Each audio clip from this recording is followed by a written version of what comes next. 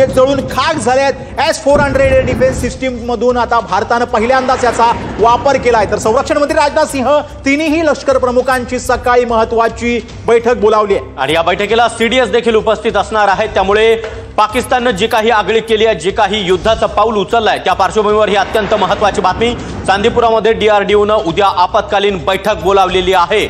चांदीपुरातील DRDOच्या कॅम्पमध्ये दुपारी 2 वाजता ही आपत्कालीन बैठक बोलावण्यात आलेली आहे।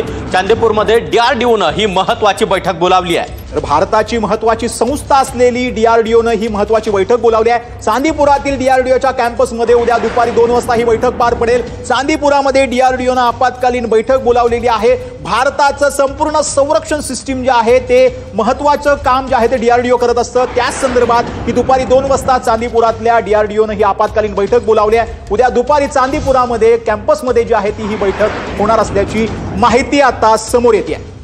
तर चांदीपूरमध्ये DRDOने ही महत्त्वाची बैठक बोलावलेली आहे। भारतावर हल्ल्याची खुमखुमी आता पाकिस्तानला चांगलीच भोगावी लागते आहे। DIGने संबंधित अधिकाऱ्यांना बैठकीसंदर्भात पत्र देखील पाठवलेलं आहे। DRDOची ही अत्यंत महत्त्वाची बैठक चांदीपूरमध्ये DRDOने ही आपत्कालीन बैठक बोलावलेली आहे। तर पाकिस्तानमध्ये इस्लामाबाद त्याचबरोबर आणि एक महत्त्वाची बातमी अमेरिकेने पाकिस्तानला आता फटकारलाय।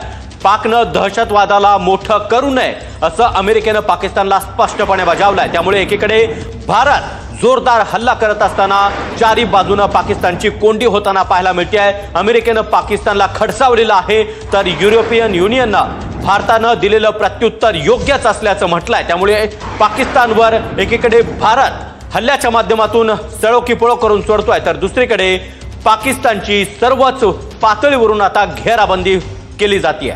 अमेरिकेने पाकला फटकारला आहे। युरोपियन युनियनने देखील भारतासोबत असल्याचं पाहायला मिळतंय। काश्मीरमध्ये जो प्रकार घडला तो दुर्दैवी असल्याचं अमेरिकेने सांगितलेलं आहे। भारताच्या बाजूने अमेरिका उभं राहिलंय, तर भारताला प्रत्युत्तर देण्याचा अधिकार असल्याचं युरोपियन युनियनने म्हटलंय।